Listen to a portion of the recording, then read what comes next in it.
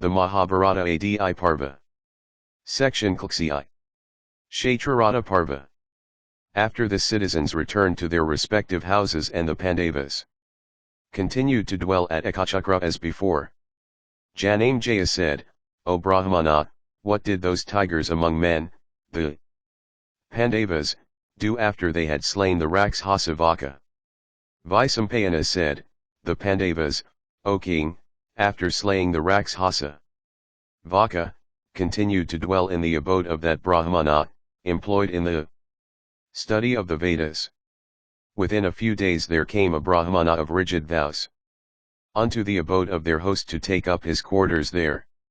Their host, that bull among Brahmanas, ever hospitable unto all guests, worshipping the newly arrived Brahmana with due ceremonies, gave him quarters in his own abode.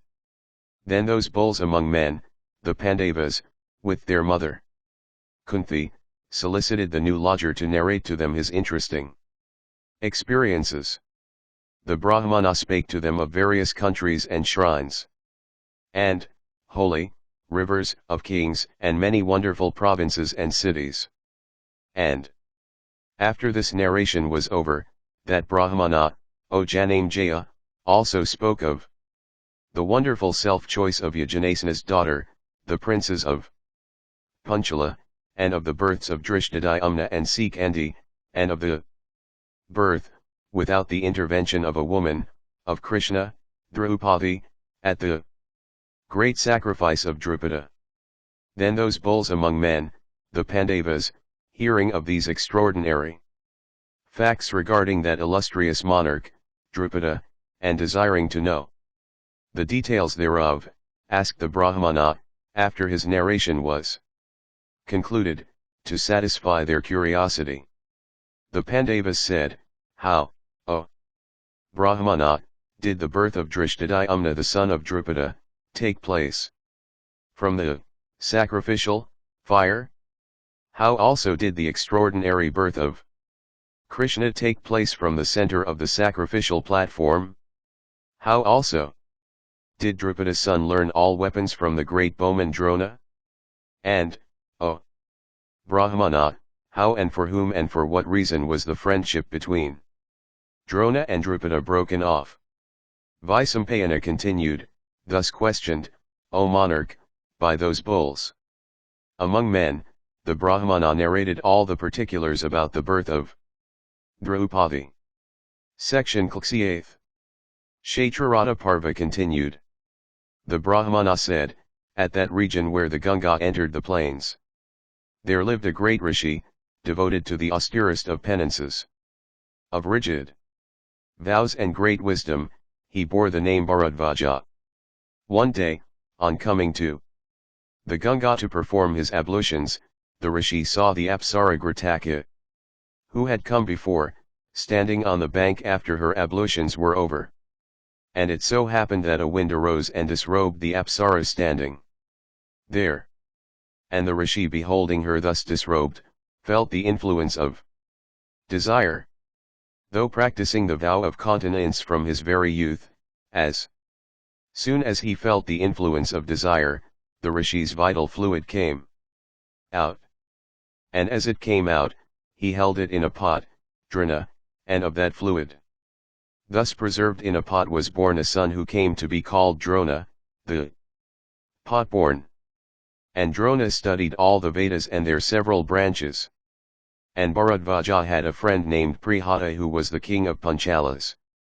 And about the time that Drona was born, Prihata also obtained a son named Drupada. And that bull amongst Kshatriyas, Prishada's son, going every day to that asylum of Bharadvaja, played and studied with Drona. And after Prishada's death, Drupada succeeded him on the throne.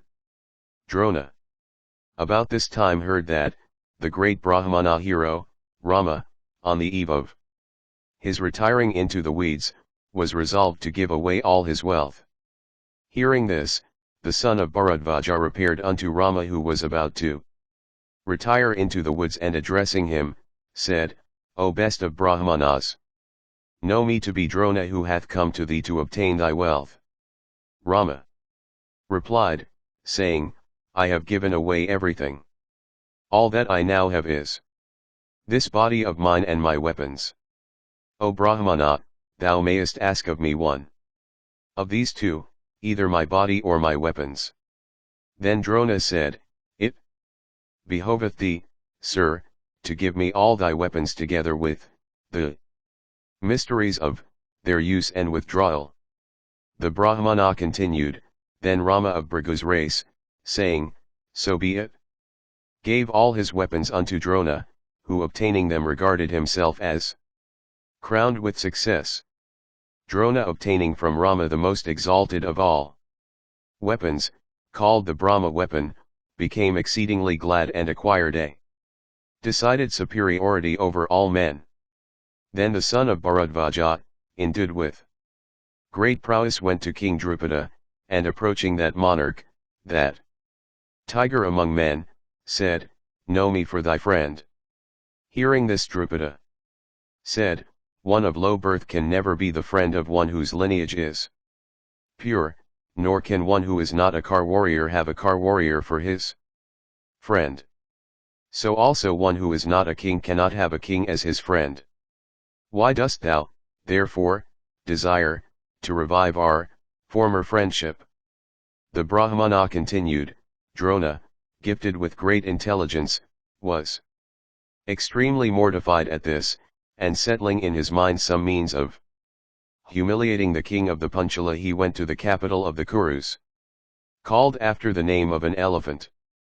Then Bhishma, taking with him his grandsons, presented them unto the wise son of Bharadvaja as his pupils for instruction, along with various kinds of wealth. Then Drona, desirous of humiliating King Drupada, called together his disciples and addressed them, Ye sinless ones, it behoveth you, after you have been accomplished in arms, to give me as preceptorial fee something that I cherish in my heart. Then Arjuna and others said unto their preceptor, So be it. After a time, when the Pandavas became skilled in arms and sure aims, demanding of them his fee, he again told them these words, Drupada, the son of Prihata, is the king of Chhatravati. Take away from him his kingdom, and give it unto me. Then the Pandavas, defeating Drupada in battle and taking him prisoner along with his ministers, offered him unto Drona, who beholding the vanquished monarch, said, O king, I again solicit thy friendship, and because none who is not a king deserveth to be the friend of a king, therefore, O Yajanasena, I am resolved to divide thy kingdom amongst ourselves. While thou art the king of the country to the south of Bhagirathi, Ganga, I will rule the country to the north. The Brahmana continued, the king of the Panchalas, thus addressed by the wise son of Bharadvaja, told that best of Brahmanas and foremost of all persons conversant with weapons, these words, O high-souled son of Bharadvaja, blessed be thou, let it be so, let there be eternal friendship between us as thou desirest. Thus addressing each other and establishing a permanent bond between themselves, Drona and the king of Panchala, both of them chastisers of foes, went away to the places they came from. But the thought of that humiliation did not leave the king's mind for a single moment. Sad at heart, the king began to waste away. Section 6. Kshetrarata Parva continued. The Brahmana continued, King Drupada, after this, distressed at heart, wandered among many asylums of Brahmanas in search of superior Brahmanas, well skilled in sacrificial rites. Overwhelmed with grief and eagerly yearning for children, the king always said, Oh, I have no offspring, surpassing all in accomplishments. And the monarch, from great despondency, always said, Oh, fie on those children that I have and on my relatives. And ever thinking of revenging himself on Drona, the monarch sighed incessantly. And that best of kings, O Bharata, even after much deliberation, saw no way of overcoming, by his Kshatriya might, the prowess and discipline and training and accomplishment of Drona. Wandering along the banks of the Yamuna and the Ganga, the monarch once came upon a sacred asylum of Brahmanas. There was in that asylum no Brahmana who was not a Snataka, no one who was not of rigid vows, and none who was not virtuous to a high degree. And the king saw there two Brahmana sages named Yaja and Upayaja, both of rigid vows and souls under complete control and belonging to the most superior order. They were both devoted to the study of the ancient institutes and sprung from the race of Kashyapa. And those best of Brahmanas were well able to help the king in the attainment of his object. The king then, with great assiduity and singleness of purpose, began to court this pair of excellent Brahmanas. Ascertaining the superior accomplishments of the younger of the two, the king courted in private Upayaja of rigid vows, by the offer of every desirable acquisition employed in paying homage to the feet of Upayaja, always addressing in sweet words and offering him every object of human desire. Drupada, after worshipping that Brahmana, addressed him, one day, saying, O Upayaja, O Brahmana, if thou performest those sacrificial rites by virtue of which I may obtain a son who may slay Drona, I promise thee 10,000 kine, or whatever else may be agreeable to thee, O first of Brahmanas. Truly am I ready to make gifts to thee. Thus addressed by the king, the rishi replied, saying, I cannot perform such rites. But Drupada, without accepting this reply as final, once more began to serve and pay homage unto that Brahmana. Then, after the expiration of a year, Upayaja, that first of Brahmanas, O monarch, addressing Drupada in sweet tone, said, My elder brother Yaja, one day, while wandering through the deep woods, took up a fruit that had fallen upon a spot the purity of which he cared not to inquire about. I was following him, at the time, and observed this unworthy act of his. Indeed, he entertains no scruples in accepting things impure. In accepting that particular fruit he saw not any impropriety of sinful nature. Indeed, he who observeth not purity, in one instance, is not very likely to observe it in the other instances. When he lived in the house of his preceptor, employed in studying the institutes, he always used to eat impure remnants of other people's feasts. He always speaks approvingly of food and entertains no dislike for anything. Arguing from these, I believe that my brother covets earthy acquisitions. Therefore, O king, go unto him, he will perform spiritual offices for thee. Hearing these words of Upayaja, King Drupada, though entertaining a low opinion of Yaja, nevertheless went to his abode. Worshipping Yaja, who was still worthy of homage, Drupada said unto him, O master, perform thou spiritual offices for me, and I will give thee 80,000 kine. Enmity with Drona burneth my heart, it behoveth thee therefore to cool that heart of mine. For most of those conversant with the Vedas, Drona is also skilled in the Brahma weapon, and for this, Drona hath overcome me in a contest arising from impaired friendship.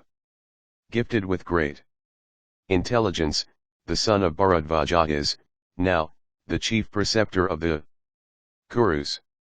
There is no Kshatriya in this world superior to him. His bow is full 6 cubits long and looks formidable, and his shafts are capable of slaying every living being.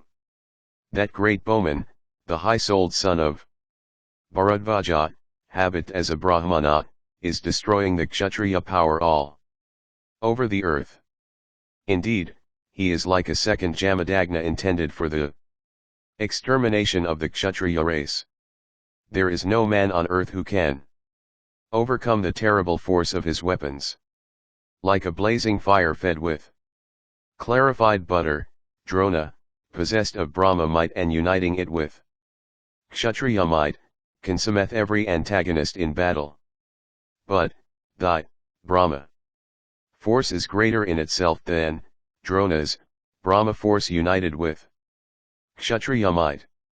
Therefore, as I am inferior, to Drona, in consequence of my possession of Kshatriya might alone, I solicit the aid of thy Brahma force, having obtained thee so superior to Drona in knowledge of Brahma.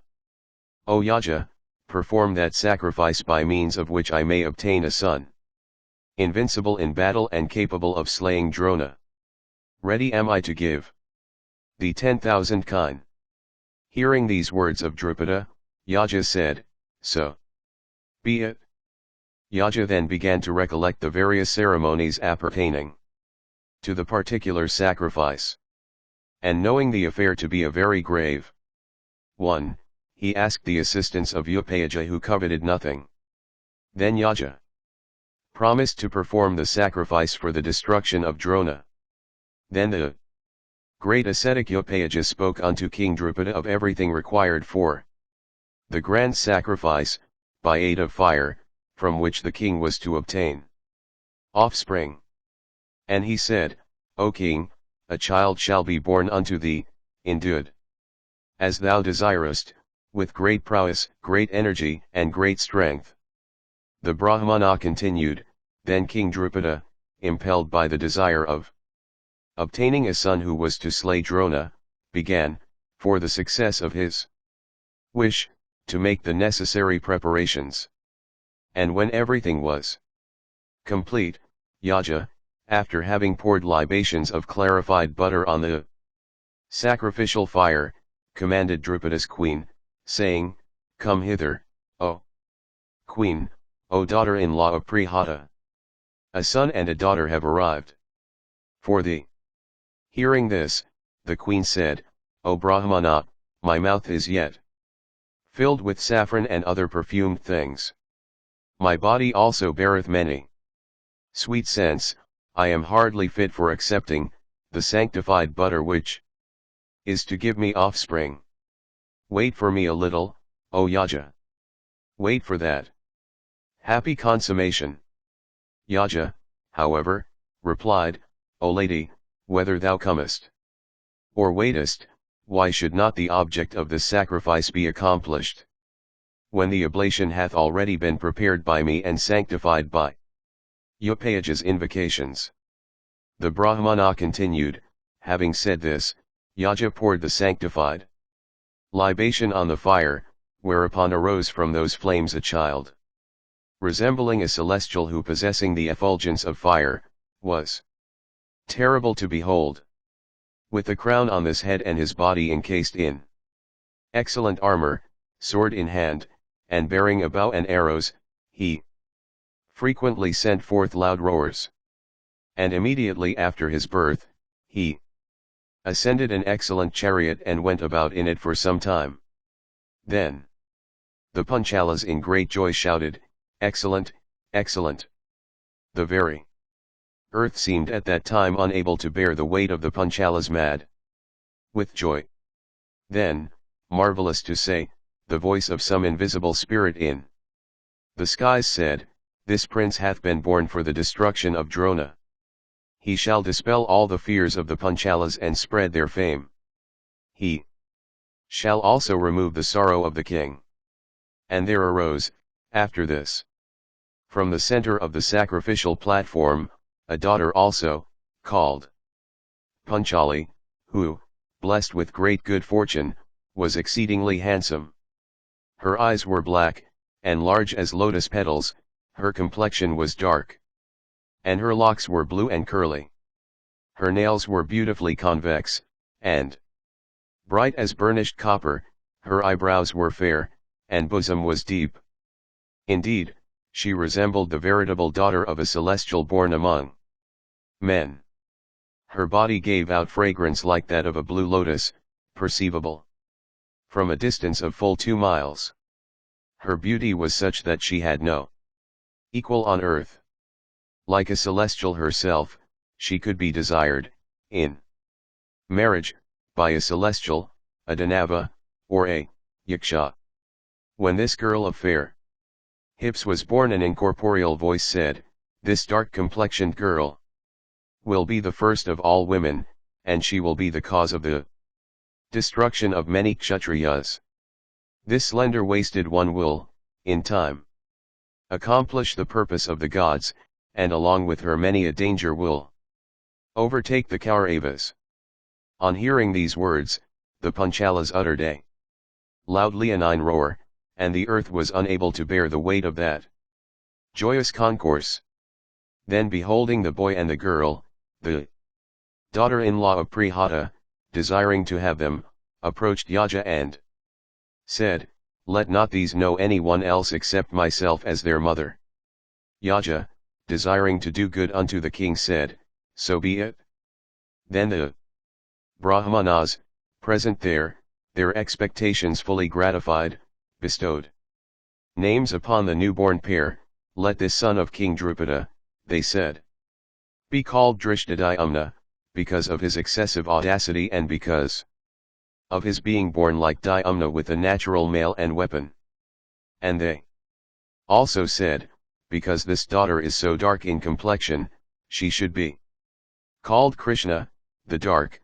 The Brahmana continued, "Thus were born those twins of the great sacrifice of Drupada. And the great Drona, bringing the Panchala prince into his own abode, taught him all weapons in requital of half the kingdom he had formerly taken from Drupada. The high-souled son of Bharadvaja, regarding destiny to be inevitable, did what would perpetuate his own great deeds." Section CLXX. Kshetrarata Parva continued. Vaisampayana said, hearing these words of the Brahmana, the sons of Kunti seemed to be, as it were, pierced with darts. Indeed, all those mighty heroes lost their peace of mind. Then the truthful Kunti, beholding all her sons listless and inattentive, addressed Yudhishthira and said, "We have now lived many nights in the abode of this Brahmana. We have passed our time pleasantly in this town, living on the alms obtained from many honest and illustrious persons. O oppressor of foes! As we have now seen often and often all the agreeable woods and gardens that are in this part of the country, seeing them again would no longer give any pleasure. O heroic scion of Kuru's race, alms also are not now obtainable here as easily as before. If thou wishest, it would be well for us now to go to Panchala. We have not seen that country, it will, no doubt, O hero, prove delightful to us. O crusher of foes, it hath been heard by us that alms are obtainable in the country of the Panchala, and that Yajanasena, the king thereof, is devoted to Brahmanas. I am of opinion that it is not good to live long in one place. Therefore, O son, if thou likest, it is good for us to go there." Hearing these words, Yudhishthira said, "It is our duty to obey thy command, which, besides, must be for our good. I do not, however, know whether my younger brothers are willing to go." Section Klasi. Kshetrarata Parva continued. Vaisampayana continued, then Kunti spoke unto Bhimasena and Arjuna and the twins regarding the journey to Panchala. They all said, "So be it." Then, O king, Kunti with her son saluted the Brahmana, in whose house they had dwelt, and set out for the delightful town of the illustrious Drupada. Vaisampayana said, while the illustrious Pandavas were living disguised in the abode of the Brahmana, Vyasa, the son of Satyavati, once went to see them. Those chastisers of foes, beholding him coming, rose up and stepped onward to receive him, saluting him reverentially and worshipping him also. The Pandavas stood in silence with joined hands. thus worshipped. By them the sage became gratified. He asked them to be seated, and, cheerfully addressing them, said, "Ye slayers of foes, are ye living in the path of virtue and according to the scriptures? Do ye worship the Brahmanas? Ye are not, I hope, backward in paying homage unto those that deserve your homage."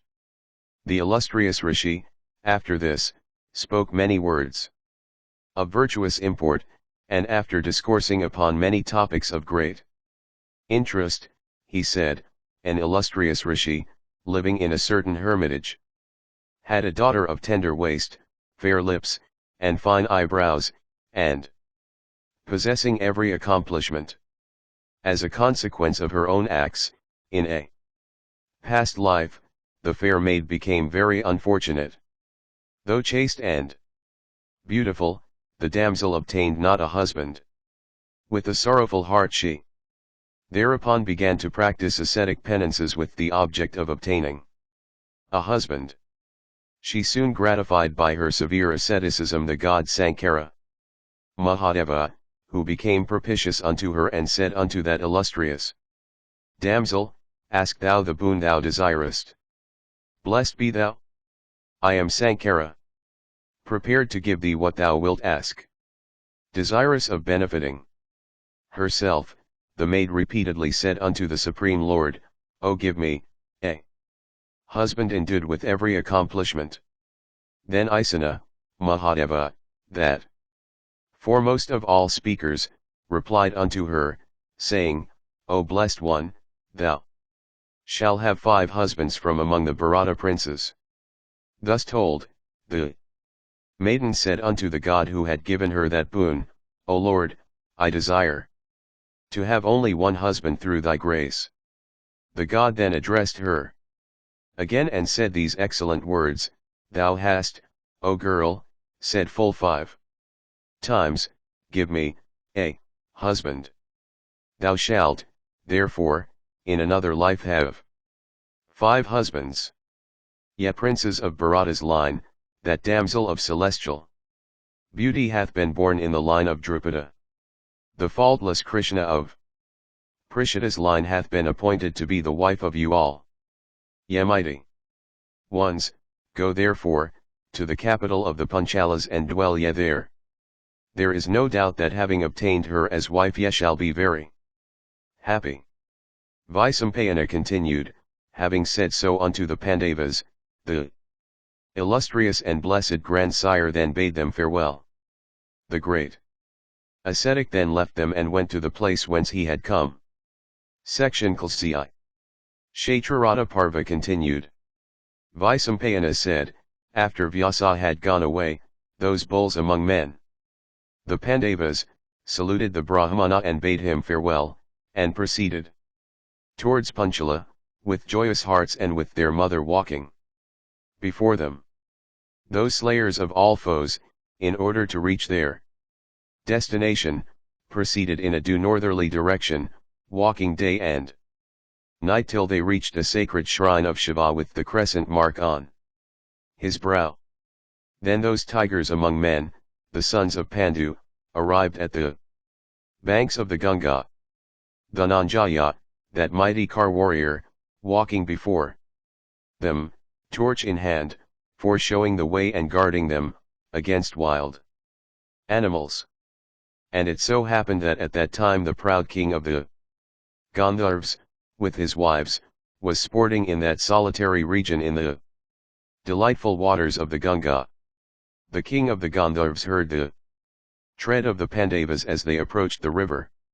On hearing the sounds of their footsteps, the mighty Gandharvas were inflamed with wrath, and, beholding those chastisers of foes, the Pandavas, approached towards him. With their mother, he drew his frightful bow to a circle and said, "It is known that excepting the first 40 seconds the great twilight preceding nightfall hath been appointed for the wandering of the Ikshas, the Gandharvas and the Rakshasas, all of whom are capable of going everywhere at will. The rest of the time hath been appointed for man to do his work. If therefore, men, wandering during those moments from greed of gain.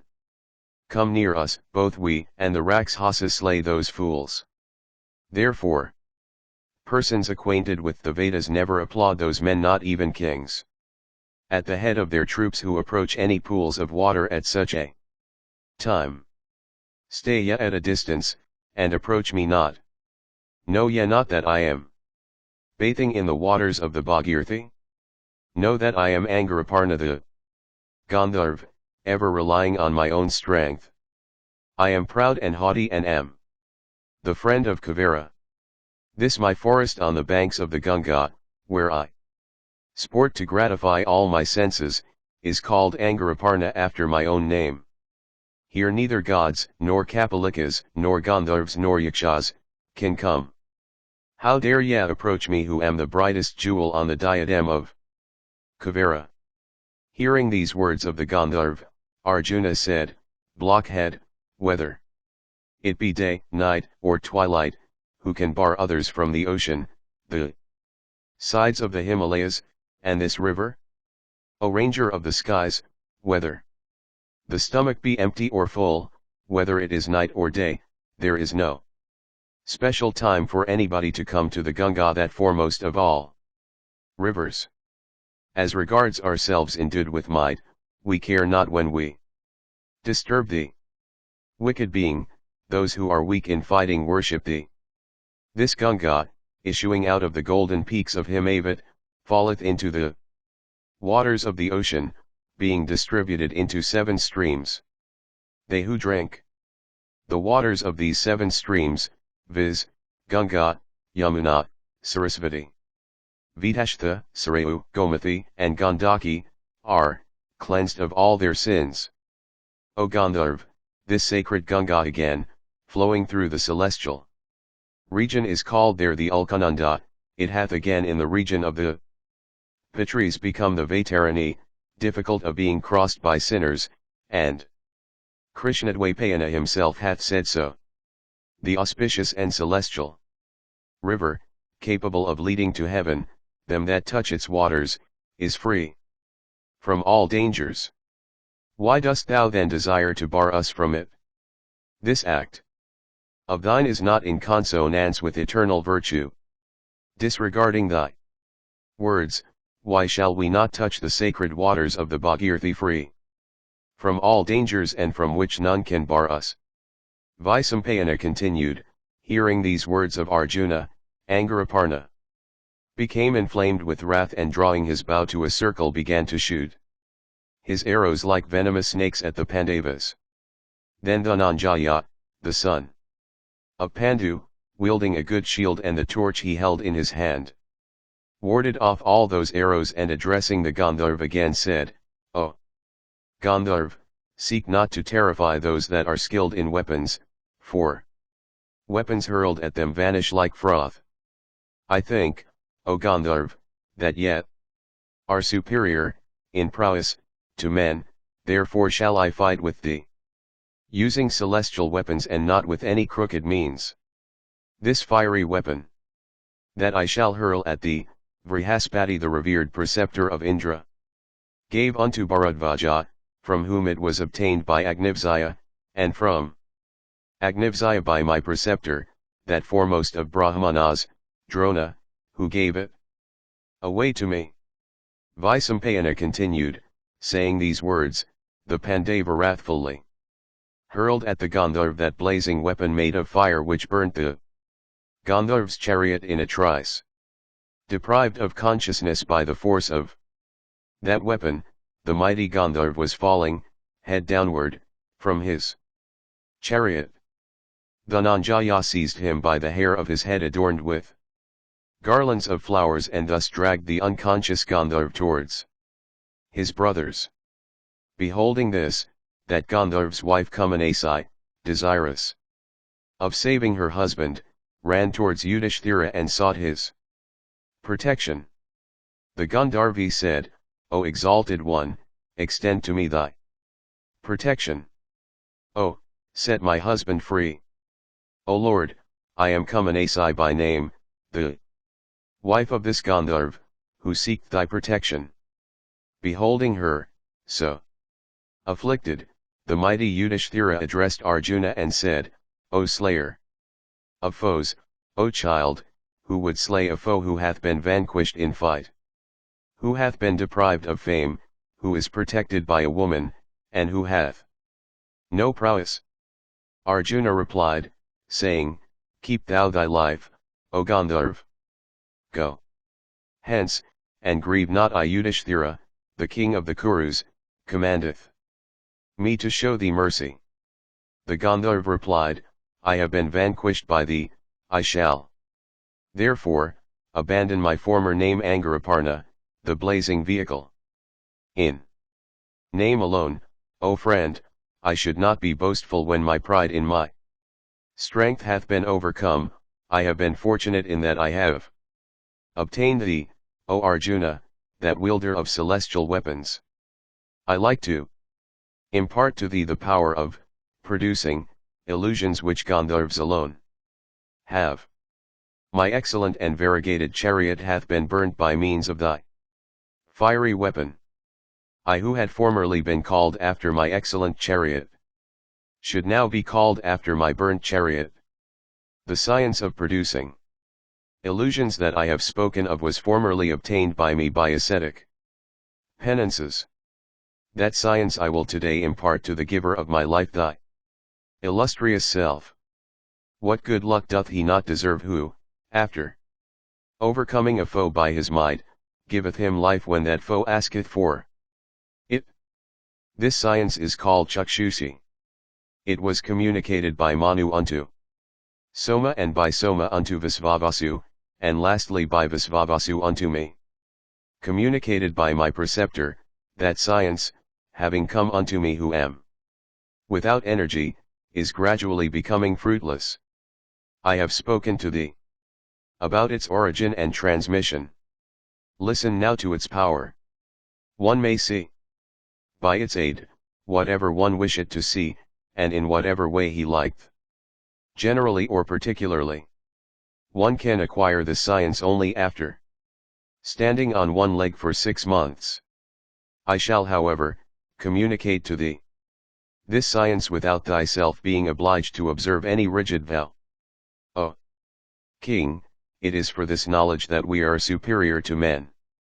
And as we are capable of seeing everything by spiritual sight, we are equal to the gods. O best of men, I intend to give thee and each of thy brothers 100 steeds born in the country of the Gandharvs, of celestial color, and endued with the speed of the mind. Those horses are employed in bearing the celestial, and the Gandharvs. They may be lean-fleshed, but they tire not, nor doth their speed suffer on that account.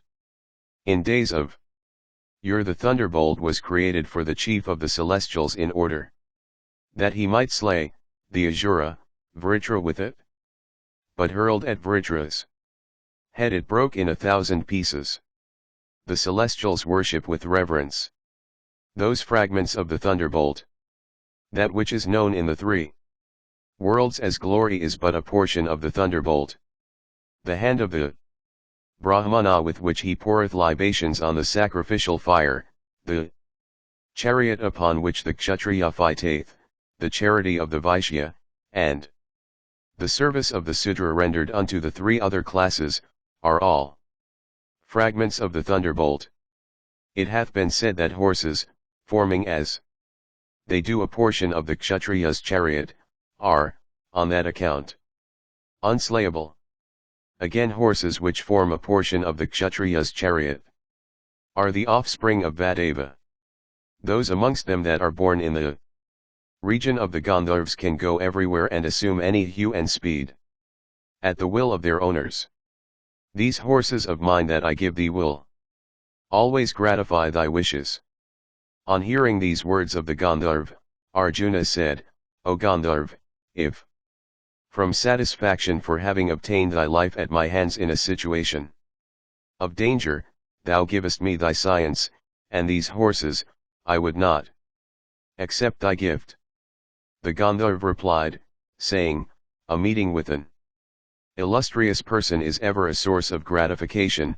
Besides, thou hast given me my life. Gratified with thee, I will give thee my science. That the obligation, however, may not all be on one side, I will take from thee, O Vibhatsu, O bull in Bharata's race, thy excellent and eternal weapon of fire. Arjuna said, I would accept thy horses in exchange for my weapon. Let our friendship last forever. O friend, tell us for what we human beings have to stand in fear of the Gandharvas, chastisers of foes that we are, and virtuous and conversant with the Vedas. Tell us, O Gandharv, why in traveling in the night time we have been censured by thee. The Gandharv said, Ye are without wives, though ye have completed the period of study. Ye are without a particular ashrama, mode of life. Lastly, ye are out without a brahmana walking before, therefore, ye sons of Pandu, ye have been censured by me. The Yakshas, Rakshasas, Gandharvas, Pisachas, Uragas, and Danavas, are possessed of wisdom and intelligence, and acquainted with the history of the Kuru race. O hero, I have heard too from Narada and other celestial rishis about the good deeds of your wise ancestors. I myself, too, while roaming over the whole earth bounded by her belt of seas, have witnessed the prowess of thy great race. O Arjuna, I have personal knowledge of thy preceptor, the illustrious son of Bharadvaja, celebrated throughout the three worlds for his knowledge of the Vedas and the science of arms. O tiger in Kuru's race, O son of Parita, I also know Dharma, Vayu, Sakra, the twin Aswins, and Pandu. These six perpetuators of Kuru race. These excellent celestials and human progenitors of you all. I also know that you 5 brothers are learned and high-souled, that ye are foremost of all wielders of weapons, that ye are brave and virtuous and observant of vows. Knowing that your understanding and hearts are excellent and your behavior faultless, I have yet censured you. For, O thou of Kuru's race, it behoveth no man endued with might of arms to bear with patience any ill usage in the sight of his wife. Especially as, O son of Kunti, our might increaseth during the hours of darkness, accompanied by my wife I was filled with wrath. O best of thou observing men, I have, however, been vanquished by thee in battle. Listen to me as I tell thee the reasons that have led to my discomfiture. The Brahmacharya is a very superior mode of life, and as thou art in that mode now, it is for this, O Parth, that I have been defeated by thee in battle. O chastiser of foes, if any married Kshatriya fight with us at night, he can never escape with life. But, O Parth, a married Kshatriya, who is sanctified with Brahma, and who hath assigned the cares of his state to a priest, might vanquish all wanderers in the night. O child of Tupti, men should therefore, ever employ learned priests possessing self-command for the acquisition of every good luck they desire. That Brahmana is worthy of being the king's priest who is learned in the Vedas and the 6 branches thereof, who is pure and truthful, who is a virtuous soul and possessed of self-command. The monarch becometh ever victorious and finally earneth heaven, who hath for his priest a Brahmana conversant with the rules of morality, who is a master of words, and is pure and of good behavior. The king should always select an accomplished priest in order to acquire what he hath not, and protect what he hath. He who desireth his own prosperity should ever be guided by his priest, for he may then obtain ever the whole earth, surrounded by her belt of seas. O son of Tupti, a king, who is without a Brahmana, can never acquire any land by his bravery or glory of birth alone. Know, therefore, O perpetuator of Kuru's race, that the kingdom lasteth forever in which Brahmanas have power. Section Klasiath. Kshetrarata Parva continued. Arjuna said, "Thou hast addressed me, more than once, as Tapatya. I therefore wish to know what the precise significance of this word is. O virtuous Gandharv, being sons of Kunti, we are, indeed, Kantayas. But who is Tapti that we should be called Tapatayas?" Vaisampayana continued, thus addressed, the Gandharv related to Dhananjaya, the son of Kunti, the following story well known in the three worlds. The Gandharv said, "O son of Parita, O foremost of all intelligent men, I will duly recite to you in full this charming narrative. Oh, listen with attention to what I say in explanation of why I have addressed thee as Tapatya. That one in heaven who pervadeth by his light the whole firmament had a daughter named Tapti equal unto himself. Tapti, the daughter of the god Vivasvat, was the younger sister of Savitri, and she was celebrated throughout the three worlds and devoted to ascetic penances. There was no woman amongst the celestials, the Asuras, the Yakshas, the Rakshasas, the Apsaras, and the Gandharvas, who was equal to her in beauty. Of perfect, symmetrical, and faultless features, of black and large eyes, and in beautiful attire, the girl was chaste and of perfect conduct. And, O Bharata, seeing her Savitri, the sun, thought that there was none in the three worlds who, for his beauty, accomplishments, behavior, and learning, deserved to be her husband.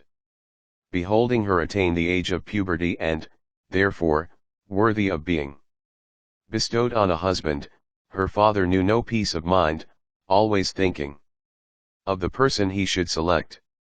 At that time, O son of Kunti, Riksha's son, that bull amongst the Kurus, the mighty king Samvarana, was duly worshipping Surya with offerings of aragya and flower garlands and scents, and with vows and fasts and ascetic penances of various kinds.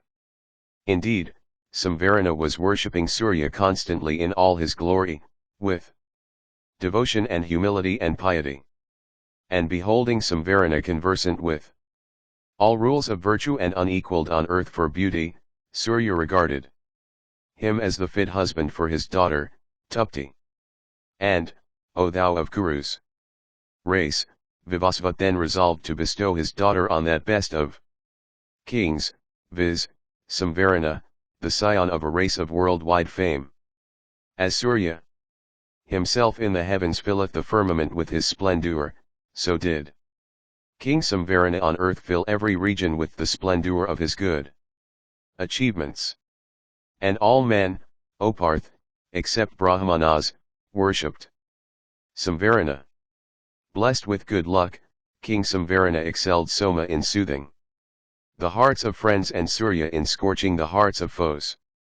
And, O Kaurava, Tapana, Surya, himself was resolved upon bestowing his daughter Tapti upon King Samvarana, who was possessed of such virtues and accomplishments. Once on a time, O Parth, King Samvarana, endued with beauty, of person, and immeasurable prowess, went on a hunting expedition to the underwoods, on the mountain breast.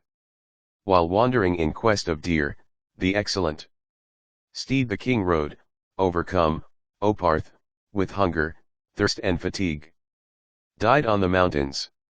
Abandoning the steed, the king, O Arjuna, began to wander about upon the mountain breast on foot, and in course of his wandering the monarch saw a maiden of large eyes and unrivaled beauty. That grinder of hostile host, that tiger among kings, himself without a companion, beholding there that maiden without a companion, stood motionless gazing at her steadfastly. For her beauty, the monarch for some moment believed her to be the goddess, Sri herself. Next he regarded her to be the embodiment of the rays emanating from Surya. In splendor of her person she resembled a flame of fire, though in Benny goodnighty and loveliness she resembled a spotless digit of the moon. And, standing on the mountain breast, the black-eyed maiden appeared like a bright statue of gold. The mountain itself with its creepers and plants, because of the beauty and attire of that damsel, seemed to be converted into gold. The sight of that maiden inspired the monarch with a contempt for all women that he had seen before. By beholding her, the king regarded his eyesight truly blessed. Nothing the king had seen from the day of his birth could equal, he thought, the beauty of that girl. The king's heart and eyes were captivated by that damsel, as if they were bound with a cord, and he remained rooted to that spot, deprived of his senses. The monarch thought that the artificer of so much beauty had created it only after churning the whole world of gods, asuras and human beings. Entertaining these various thoughts, King Samvarana regarded that maiden as unrivaled in the three worlds for wealth of beauty. And the monarch of pure descent, beholding the beautiful maiden, was pierced with kamas, cupids, shafts, and lost his peace of mind. Burnt with the strong flame of desire, the king asked that charming maiden, still innocent, though in her full youth, saying, "Who art thou, and whose? Why also dost thou stay here? O thou of sweet smiles, why dost thou wander alone in these solitary woods? Of every feature perfectly faultless, and decked with every ornament, thou seemest to be the coveted ornament of these ornaments themselves. Thou seemest not to be of celestial or asura or yaksha or rakshasa or naga or gandharva or human origin.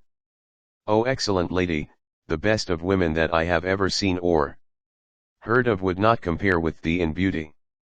O thou of handsome face, at sight of thee lovelier than the moon and graced with eyes like lotus petals, the god of desire is grinding me." King Samvarana thus addressed that damsel in the forest, who however spoke not a word unto the monarch burning with desire.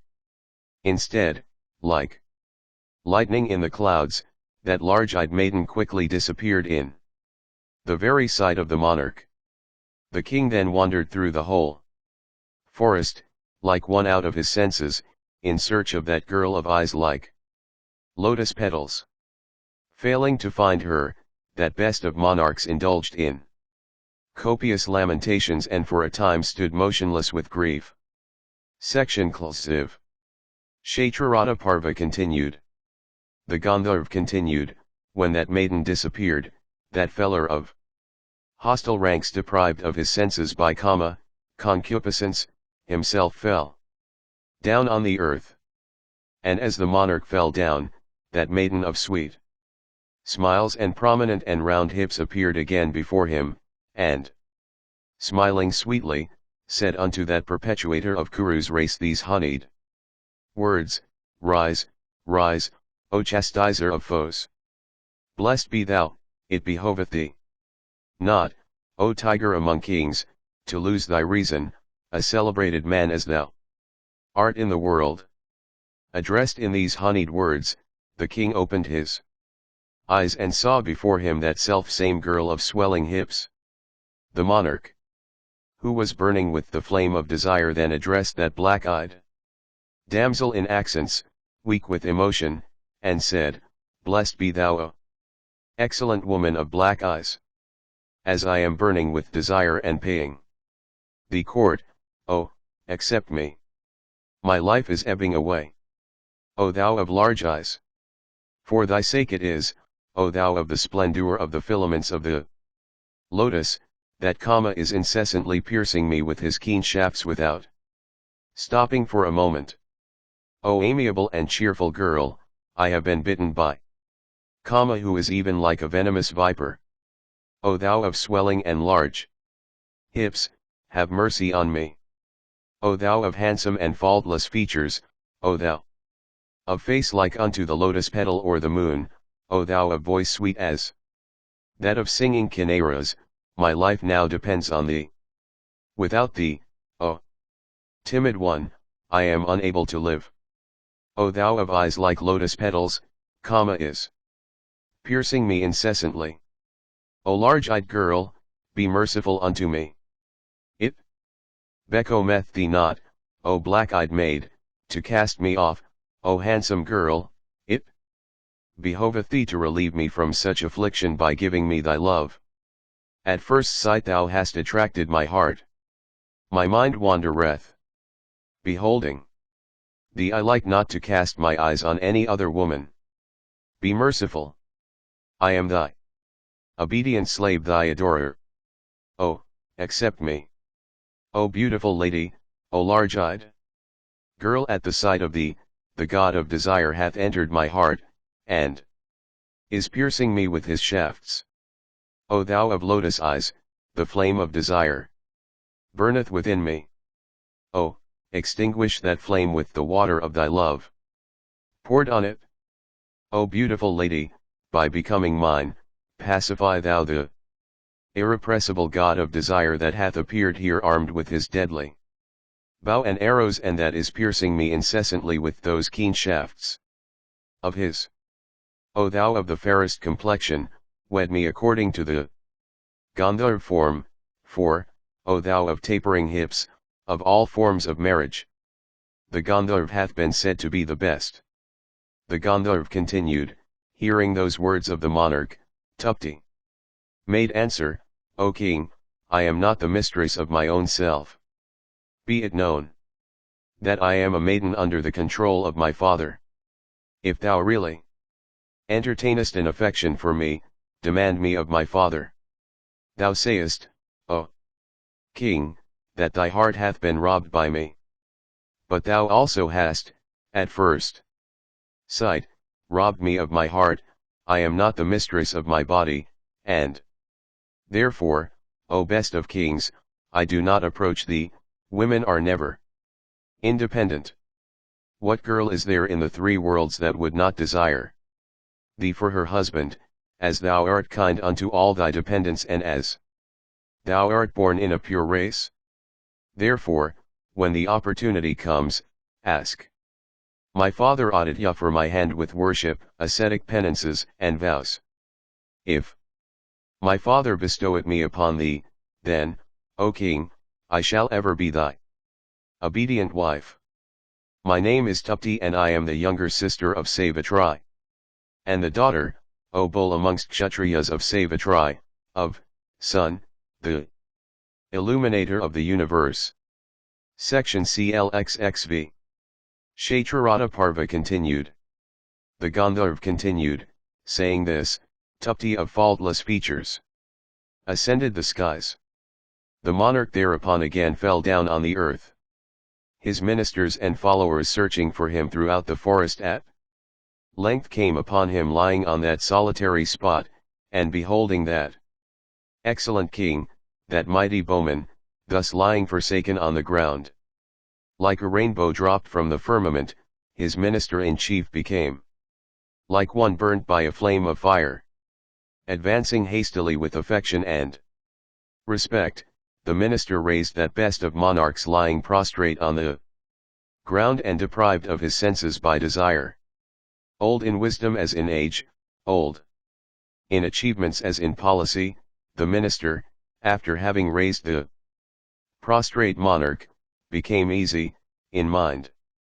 Addressing the king in sweet words that were also for his good, he said, Blessed be thou, O sinless one. Fear not, O tiger among kings. The minister thought that the monarch, that great feller of hostile ranks in battle, had been lying on the ground overcome with hunger, thirst, and fatigue. The old man then sprinkled over the crownless head of the monarch water that was cold and rendered fragrant with lotus petals. Slowly regaining his consciousness, the mighty monarch sent away all his attendants with the exception of his minister only. After those attendants had retired at his command, the king sat upon the mountain breast. Having purified himself duly, the king sat upon that chief of mountains, and began, with joined palms and upturned face, to worship Surya. King Samvarana, that smiter of all foes, thought also of his chief priest Vasishtha, that best of rishis. The king continued to sit there day and night without intermission. The Brahmana, sage Vasishtha, came there on the 12th day, that great rishi of soul. Under perfect command, knew at once by his ascetic power that the monarch had lost his senses in consequence of Tupti. And that virtuous and best of Munis, as soon as he knew this, desirous of benefiting the monarch who was ever observant of vows, addressed him and gave him every assurance. The illustrious rishi, in the very sight of that monarch, ascended upward to interview Surya, himself possessed of the splendor of that luminary. The Brahmana then approached with joined hands the god of 1,000 rays, and introduced himself cheerfully unto him, saying, I am Vasishtha. Then Vivasvat of great energy said unto that best of rishis, Welcome art thou, O great rishi. Tell me what is in thy mind. O thou of great good fortune, whatever thou demandest of me, O foremost of eloquent men, I will confer on thee, however difficult it may be for me. Thus addressed by Surya, the rishi of great ascetic merit, bowing unto the god of light, replied, saying, O Vibhavasu, this thy daughter, Tupti, the younger sister of Savitri, I ask of thee for Samvarana.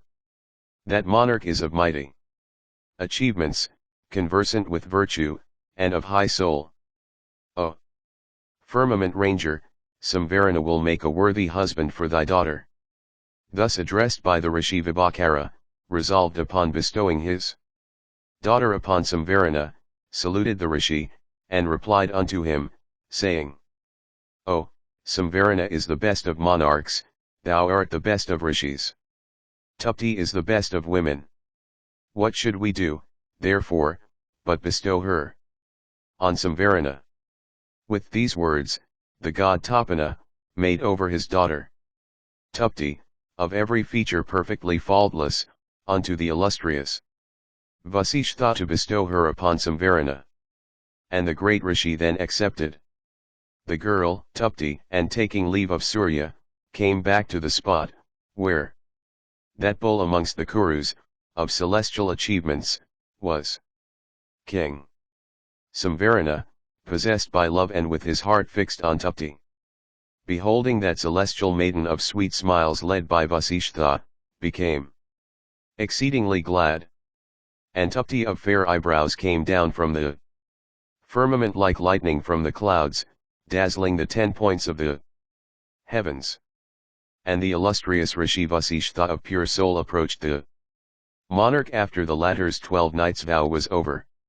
It was thus that King Samvarana obtained a wife after having worshipped with like the full moon.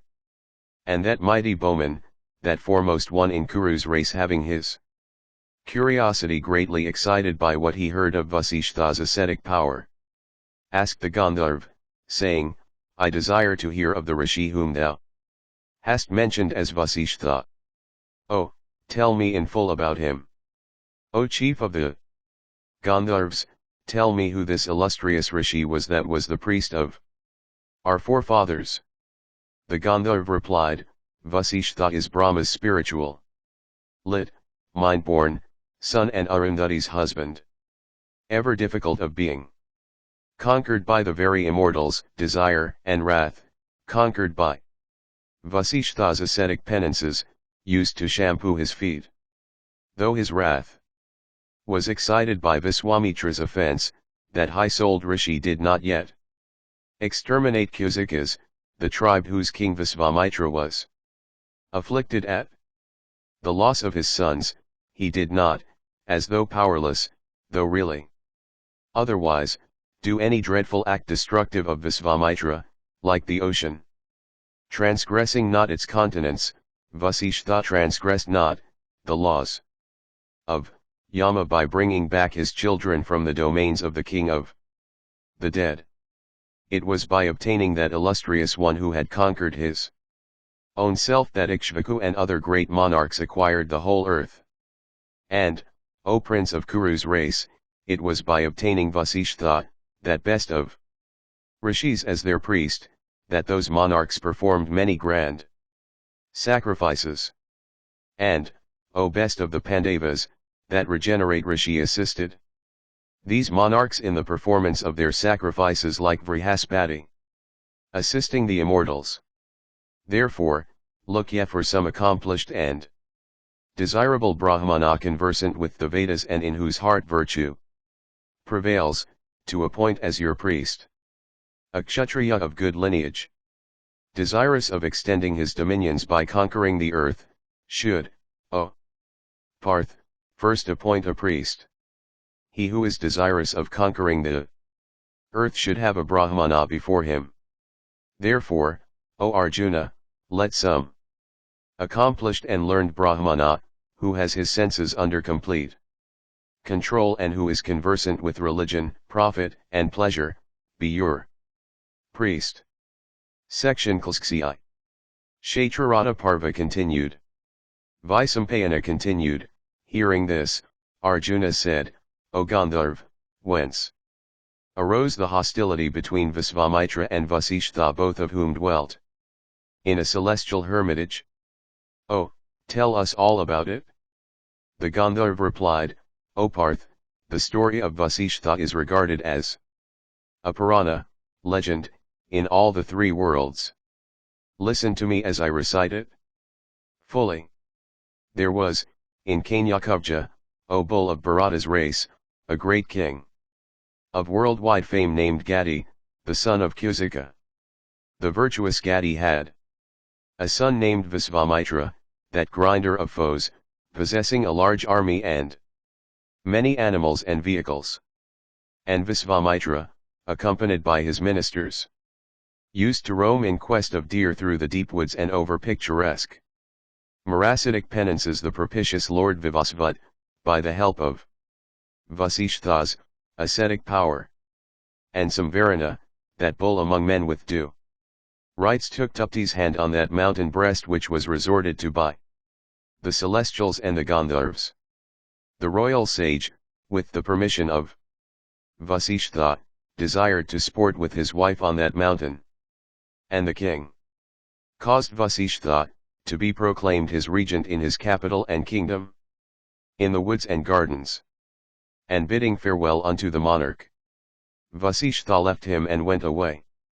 Samvarana, who sported on that mountain like a celestial, sported with his wife in the woods and the underwoods on that mountain for 12 full years. And, O best of the Bharatas, the God of 1,000 eyes poured no rain for 12 years on the capital and on the kingdom of that monarch. Then, O chastiser of enemies, when that season of drought broke out, the people of that kingdom, as also the trees and lower animals, began to die fast. And during the continuance of that dreadful drought, not even a drop of dew fell from the skies and no corn grew. And the inhabitants, in despair, and afflicted with the fear of hunger, left their homes and fled away in all directions. And the famished people of the capital and the country began to abandon their wives and children and grew reckless of one another. The people being afflicted with hunger, without a morsel of food and reduced to skeletons. The capital looked very much like the city of the king of the dead, full of only ghostly beings. On beholding the capital reduced to such a state, the illustrious and virtuous and best of rishis, Vasishtha, was resolved upon applying a remedy, and brought back unto the city that tiger among kings, Samvarana, along with his wife, after the latter had passed so long a period in solitude and seclusion. After the king had entered his capital, things became as before, for, when that tiger among kings came back to his own, the God of 1,000 eyes, the slayer of Asuras, poured rain in abundance and caused corn to grow. Revivified by the foremost of virtuous souls, the capital and the country became animated with extreme joy. The monarch, with his wife, Tupti, once more performed sacrifices. For 12 years, like the Lord Indra, god of rain, performing sacrifices. With his wife, Sachi. The Gandharv continued, this, O Parth, is the history of Tupti of old, the daughter of Vivasvat. It is for her that thou art called Tapatya. King Samvarana begot upon Tupti a son named Kuru, who was the foremost of ascetics. Born in the race of Kuru, thou art, O Arjuna, to be called Tapatya. Section Klsksi. Kshetrarata Parva continued. Vaisampayana said, that bull among the Bharatas, Arjuna, hearing these words of the Gandharv, was inspired with feelings of devotion and stood she's G.V.B. killing deer and wild boars. Once on a time, while out in quest of deer, the king became weak with exertion and thirst. The monarch arrived in that state at the asylum of Vasishtha, and the blessed and illustrious rishi beholding him arrive, reverenced with his homage that best of men, King Visvamitra. And O Bharata, the rishi saluted the monarch by offering him water to wash his face and feet with, and arugya, and wild fruits, and clarified butter. For the illustrious rishi had a cow yielding anything that was desired of her. When she was addressed, saying, O G.V.B, she always yielded the article that was sought.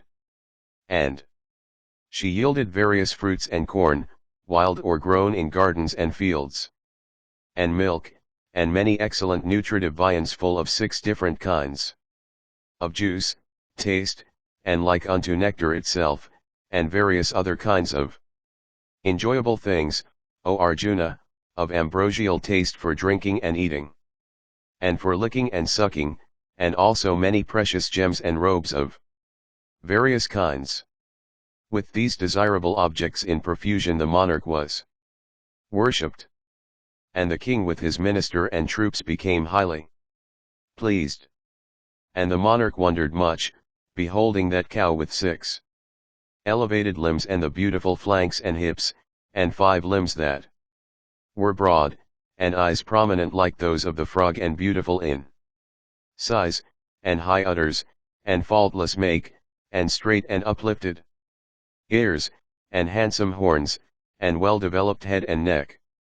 And, O Prince, the son of Gadi, gratified with everything and applauding the cow named Nandini, addressed the rishi, saying, O Brahmana, O great Muni, give me thy Naridini in exchange for 10,000 kine, or my kingdom. Enjoy thou my kingdom, giving me thy cow.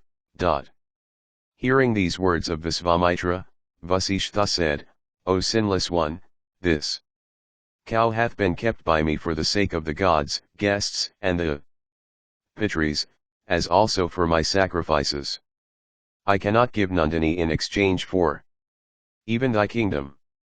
Visvamitra replied, I am a Kshatriya, but thou art a Brahmana devoted to asceticism and study.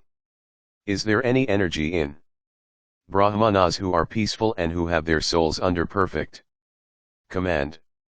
When thou givest me not what I desire in exchange even for 10,000 cows, I will not abandon the practice of my order, I will take thy cow even by force. Vasishtha said, Thou art a Kshatriya endued with might of arms. Thou art a powerful monarch.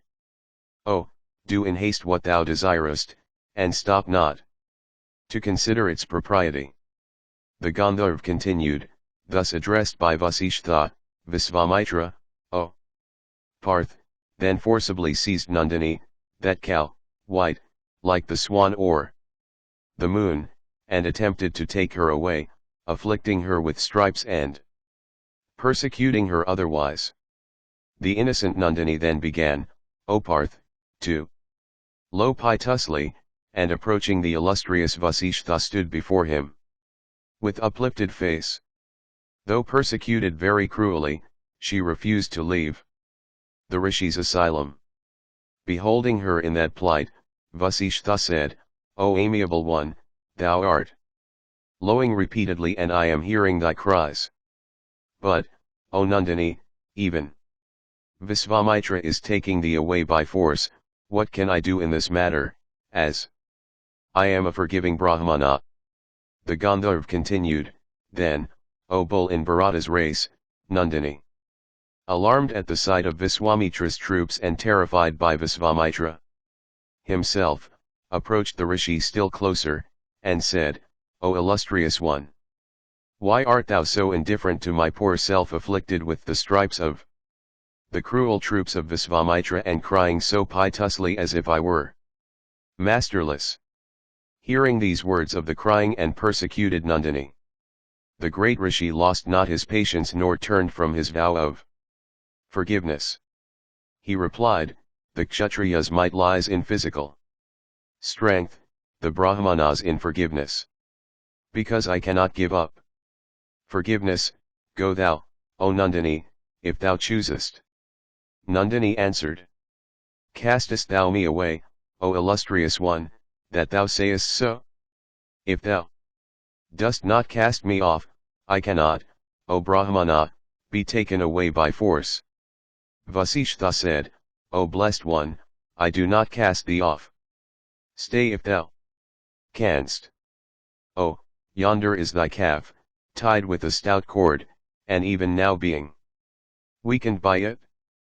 The Gandharv continued, then the cow of Vasishtha, hearing the word stay, raised her head and neck upward, and became terrible to behold. With eyes red with rage and lowing repeatedly, she then attacked Viswamitra's troops on all sides. Afflicted with their stripes and running hither and thither with those red eyes of hers, her wrath increased. Blazing with rage, she soon became terrible to behold like unto the sun in his midday glory. And from her tail she began to rain showers of burning coals all around. And some moments after, from her tail she brought forth an army of Palhavas, and from her udders, an army of Dravidas and Sakas, and from her womb, an army of Yavnas, and from her dung, an army of Savaras, and from her urine, an army of Kangchis, and from her sides, an army of Savaras. And from the froth of her mouth came out hosts of Pandras and Kiritas, Yavnas, and Sinalas, and the barbarous tribes of Kasas and Chivyukas and Pulandas and Chinas and Hunas, with Keralas, and numerous other Mlechchas. And that vast army of Mlechchas in various uniforms, and armed with various weapons, as soon as it sprang into life, deploying in the very sight of Visvamitra, attacked that monarch's soldiers. And so numerous was that Mlechcha host, that each particular soldier of Visvamitra was attacked by a band of 6 or 7 of their enemies, assailed with a mighty shower of weapons. Viswamitra's troops broke and fled, panic-stricken, in all directions, before his very eyes. But, O bull in Bharata's race, the troops of Vasishtha, though excited with wrath, took not the life of any of Viswamitra's troops. Nandini simply caused the monarch's army to be routed and driven off. And driven, from the asylum, 27 full miles, panic-stricken, they shrieked aloud and beheld not anyone that could protect them. Visvamitra, beholding this wonderful feat that resulted from Brahmana prowess, became disgusted with Kshatriya prowess, and said, Oh, fie on Kshatriya prowess! Brahmana prowess is true prowess. In judging of strength and weakness, I see that asceticism is true strength. Saying this, the monarch, abandoning his large domains and regal splendor and turning his back upon all pleasures, set his mind on asceticism. Crowned with success in asceticism and filling the 3 worlds with the heat of his ascetic penances, he afflicted all creatures, and finally became a Brahmana. The son of Kusika at last drank soma with Indra himself, in heaven. Section 8th. Kshetrarata Parva continued. The Gandharv continued, there was, O Parth, a king in this world, named Kalmashapada, who was of the race of Ikshvaku and was unequaled on earth for prowess. One day the king went from his capital into the woods for purposes of hunting, and this grinder of foes pierced, with his arrows, many deer and wild boars. And in those deep woods the king also slew many rhinoceroses. Engaged in sport for some length of time, the monarch became very much fatigued and at last he gave up the chase, desiring to rest a while. The great Visvamitra, endued with energy, had, a little while ago, desired to make that monarch his disciple. As the monarch, afflicted with hunger and thirst, was proceeding through the woods, he came across that best of rishis, the illustrious son of Vasishtha, coming along the same path. The king, ever victorious in battle, saw that Muni bearing the name of Saktri, that illustrious propagator of Vasishtha's race, the eldest of the high-souled Vasishtha's 100 sons, coming along from opposite direction. The king, beholding him, said, "Stand out of our way." The rishi, addressing the monarch in a conciliatory manner, said unto him sweetly, "O king, this is my way. This is the eternal rule of morality, indicated in every treatise on duty and religion, viz., that a king should ever make way for Brahmanas." Thus did they address each other, respecting their right of way. stand aside, were the words. They said unto each other. The rishi, who was in the right, did not yield, nor did the king yield to him from pride and anger. That best of monarchs, enraged at the rishi, refusing to yield him the way, acted like a Rakshasa, striking him with his whip. Thus whipped by the monarch, that best of rishis, the son of Vasishtha, was deprived of his senses by anger, and speedily cursed that first of monarchs, saying, "O worst of kings, since thou persecutest like a Rakshasa an ascetic, thou shalt from this day become a Rakshasa subsisting on human flesh. Hence, thou worst of kings, thou shalt wander over the earth, affecting human form." Thus did the Rishi Sakti, endued with great prowess, speak unto King Kalmashapada. At this time Visvamitra, between whom and Vasishtha there was a dispute about the discipleship of Kalmashapada, approached the place where that monarch and Vasishtha's son were.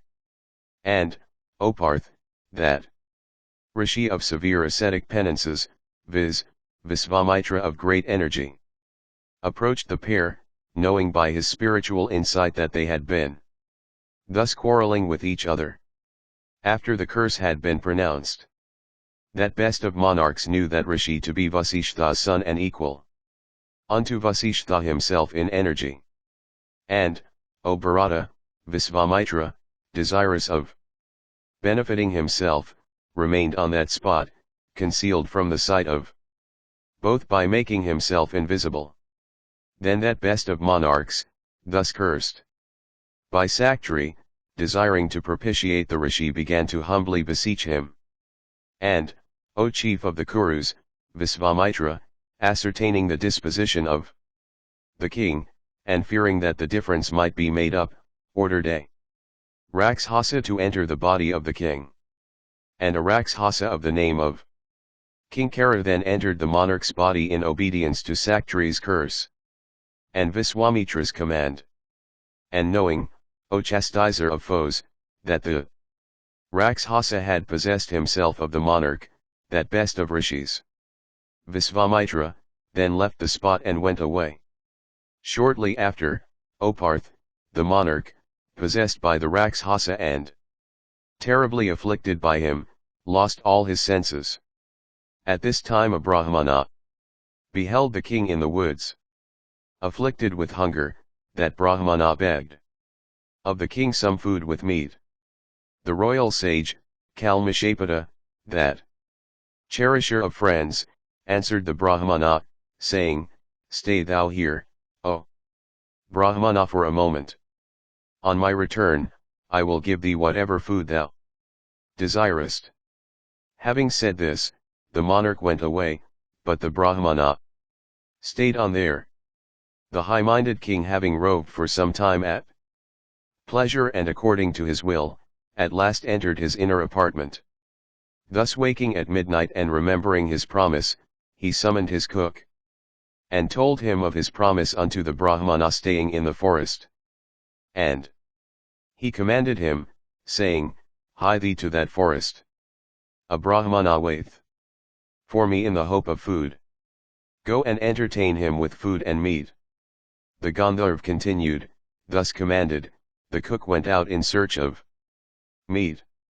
Distressed at not having found any, he informed the king of his failure. The monarch, however, possessed as he was by the Rakshasa, repeatedly said, without scruple of any kind, "Feed him with human flesh."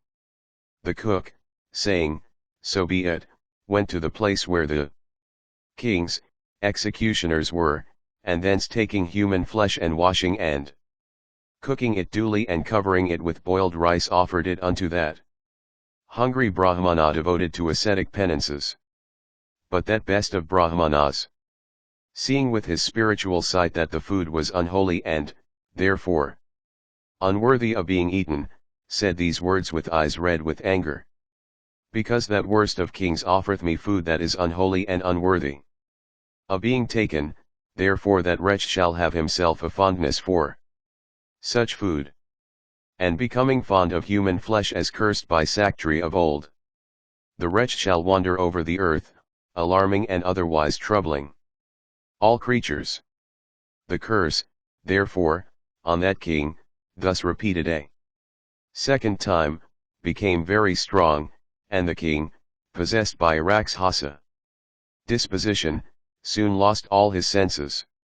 A little while after, O Bharata, that best of monarchs, deprived of all his senses by the Rakshasa within him, beholding Saktri who had cursed him, said, "Because thou hast pronounced on me this extraordinary curse, therefore, I shall begin my life of cannibalism by devouring thee." Having said this, the king immediately slew Saktri and ate him up, like a tiger eating the animal it was fond of. Beholding Saktri thus slain and devoured, Visvamitra repeatedly urged that Rakshasa, who was within the monarch, against the other sons of Vasishtha.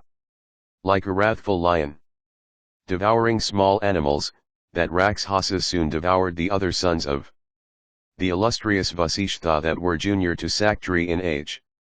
But Vasishtha, learning that all his sons had been caused to be slain by Visvamitra, patiently bore his grief like the great mountain that bears the earth.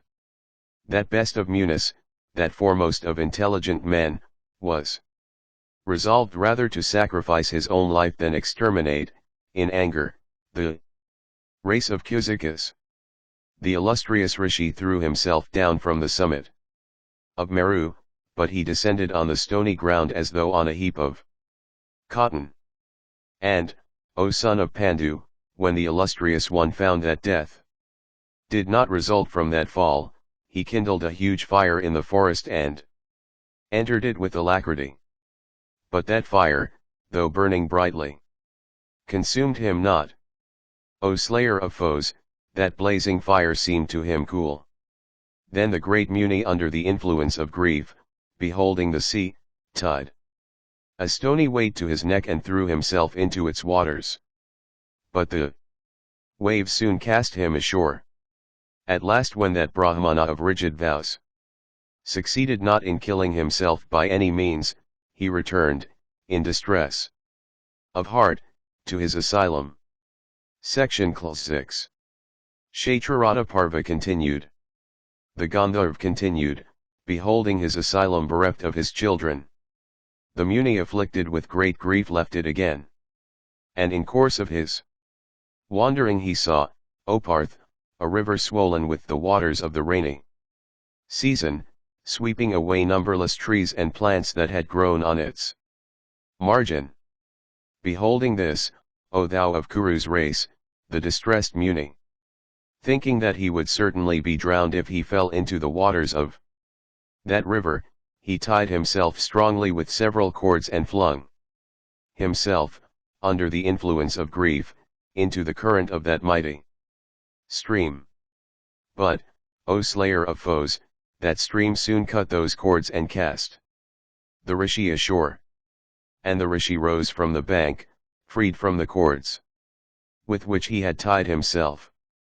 And because his cords were thus broken off by the violence of the current, the Rishi called the stream by the name of Vipasa, the cord breaker. For his grief the Muni could not, from that time, stay in one place. He began to wander over mountains and along rivers and lakes.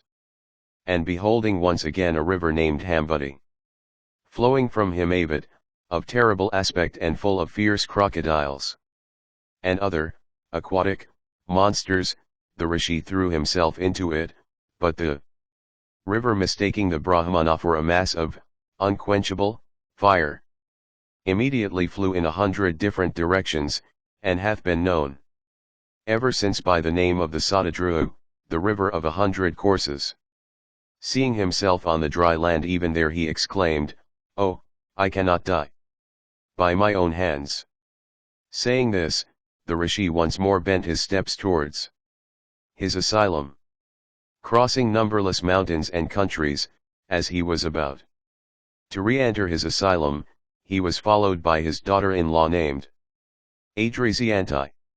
As she neared him, he heard the sound from behind of a very intelligent recitation of the Vedas with the 6 graces of elocution. Hearing that sound, the Rishi asked, "Who is it that followeth me?" His daughter-in-law then answered, "I am Adrisianti, the wife of Saktri. I am helpless, though devoted to asceticism."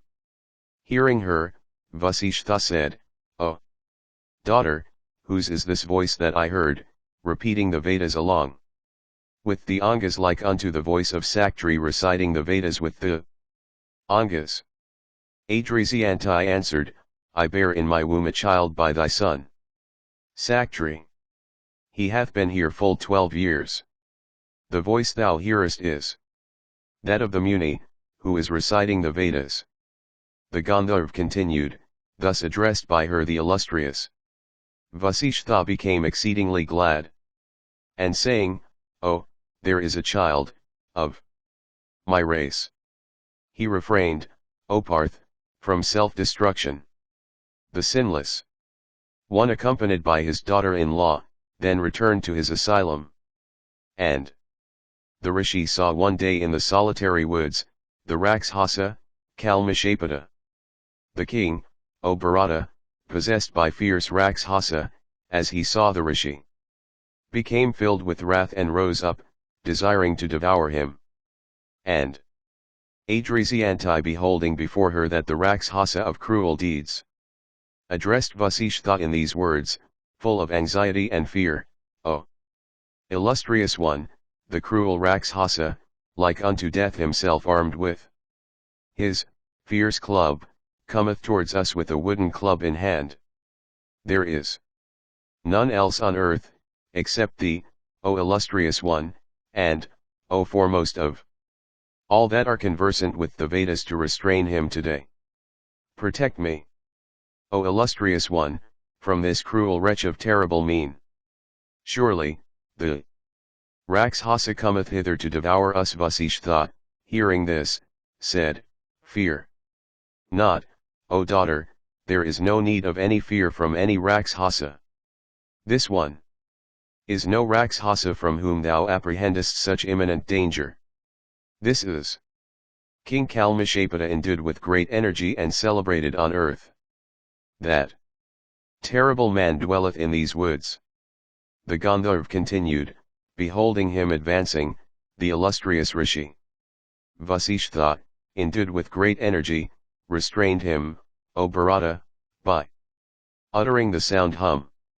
Sprinkling him again with water sanctified with incantations, the rishi freed the monarch from that terrible curse. For 12 years the monarch had been overwhelmed by the energy of Vasishtha's son, like Surya seized by the planet, Rahu, during the season of an eclipse. Freed from the Rakshasa, the monarch illumined that large forest by his splendor, like the sun illumining the evening clouds. Recovering his power of reason, the king saluted that best of rishis with joined palms and said, O illustrious one, I am the son of Sudasa and thy disciple, O best of Munis. Oh, tell me what is thy pleasure and what I am to do. Vasishtha replied, saying, My desire hath already been accomplished. Return now to thy kingdom and rule thy subjects. And, O chief of men, never insult Brahmanas any more. The monarch replied, O illustrious one, I shall never more insult superior Brahmanas. In obedience to thy command I shall always worship Brahmanas.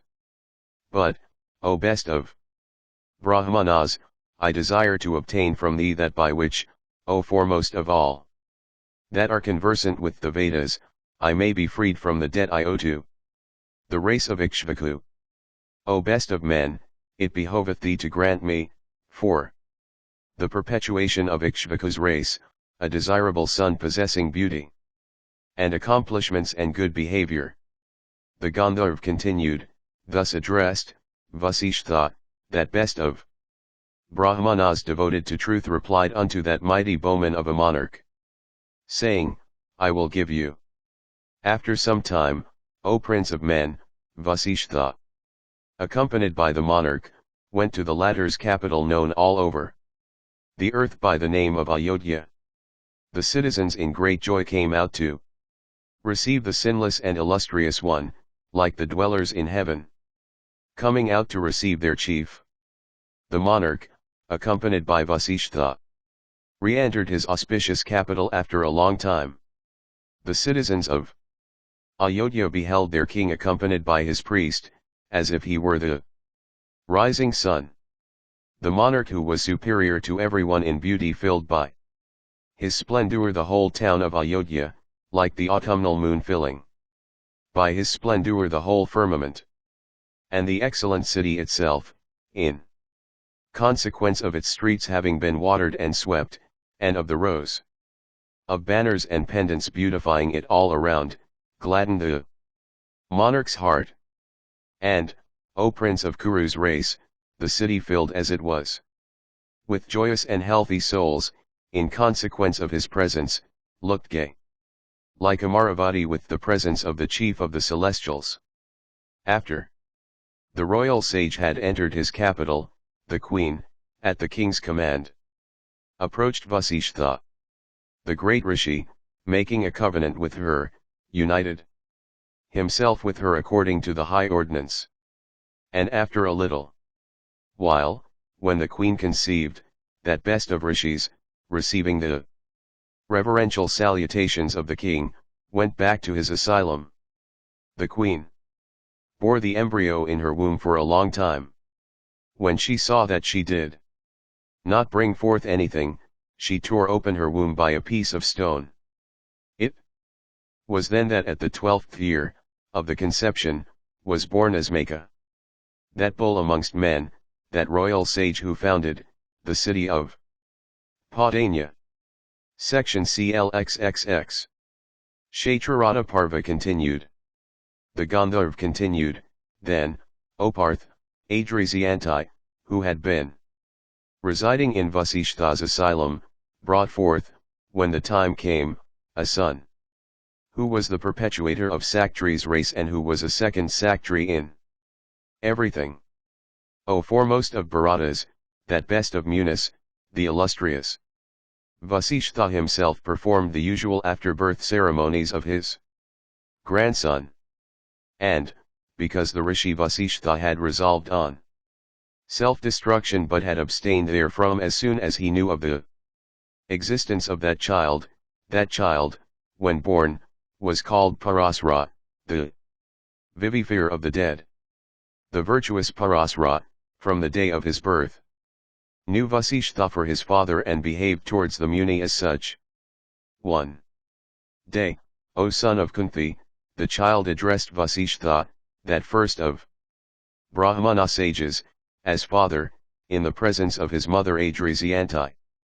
Adrasyanti, hearing the very intelligible sound father sweetly uttered by her son, addressed him with tearful eyes and said, O child, do not address this thy grandfather as father.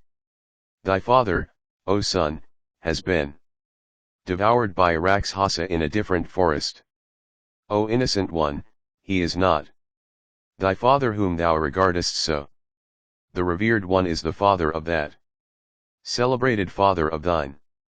Thus addressed by his mother, that best of rishis of truthful speech, gave way to sorrow, but soon fired up and resolved to destroy the whole creation.